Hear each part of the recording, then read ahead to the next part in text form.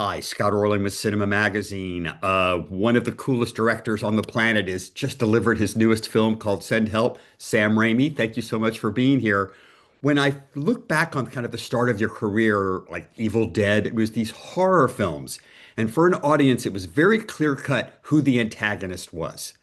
Now you make this great psychological thriller, Send Help. And as an audience member, I kept vacillating back and forth. I went, oh, that's a bad person. Oh, wait a minute. Maybe that's a bad person. How much more interesting is that as a creator? It was really a great challenge that the screenplay presented to us. And the actors and I really relished the ride that we could create and have the audience take. And it was a series of decisions of revealing this much of the character here, a little bit more here, until we realized, wait a minute, that's not the villain, that is. And then we wondered if we could take them back and have them re-identify now with her. After losing her as the main character, could we have them switch back their identification?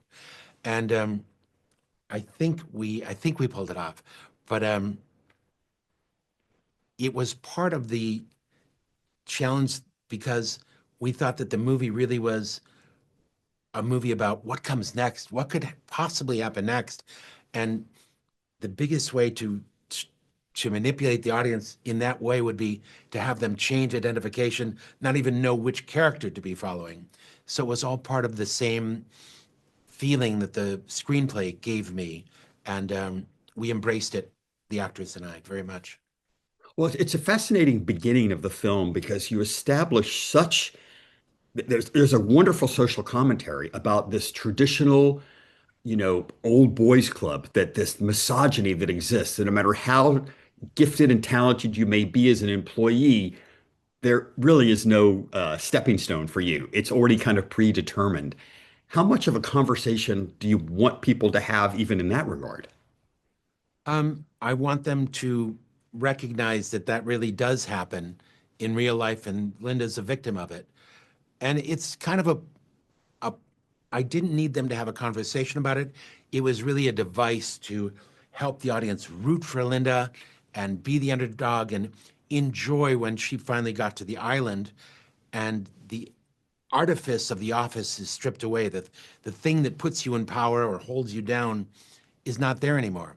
And in this place, you're naked and you are what you are, not because the hierarchy tells you you are this, but because that's all that's left is you. And she rises to power and he has no worth really and or skills or knowledge and he shrinks and diminishes. But it really is also the story of power corrupting. Then Linda becomes a little too comfortable and starts to control things in a way she shouldn't. And finally, she becomes just as corrupt as he was because of the power. It's always said, sometime you mention the word office, that somebody says, how was your day at the office? Well, it wasn't a day at the beach. Unlike your film, which it was a day at the beach, you actually got to film there. So I'm wondering, as a person who likes to go to the beach, there are a lot of challenges. The wind comes up, there are critters that kind of exist around.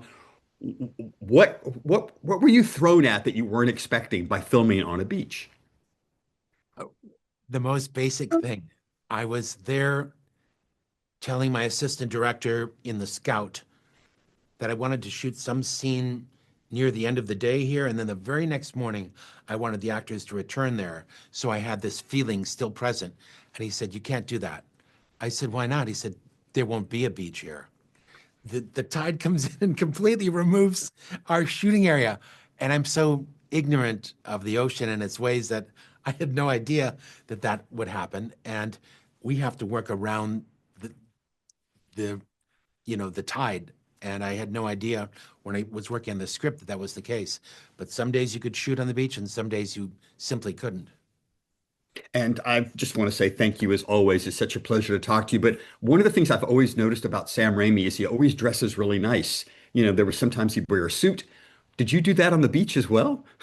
No, I finally gave up the suit on the beach.